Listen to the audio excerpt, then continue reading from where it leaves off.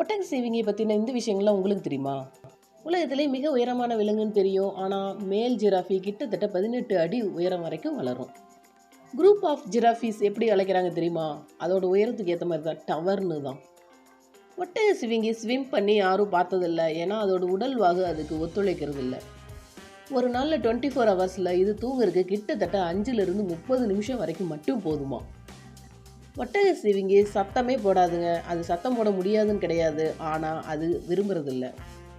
ஒட்டக சிவிங்கியோட கழுத்து மட்டும் எவ்வளோ அடி இருக்கும் தெரியுமா? கிட்டத்தட்ட 6 அடி இருக்கும், ஒரு மனுஷனோட உயரம்.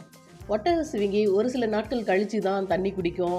அது சாப்பிட்ற பிளான்ட்ஸ்லேயே அதுக்கு தண்ணி சத்து கிடச்சிரும். இது ஒட்டகத்தை விட அதிக நாள் தண்ணி இல்லாமல் இருக்கும். இதோட நாக்கு 21 இன்ச்சஸ் இருக்கும், அதாவது கிட்டத்தட்ட 53 சென்டிமீட்டர். இதோட ஸ்பாட்ஸ் ஹியூமன் ஃபிங்கர் பிரிண்ட் மாதிரி வெவ்வேறு டிஃப்ரென்ஸாக இருக்கும், ஒவ்வொன்றுக்கும் ஒரே மாதிரி இருக்காது.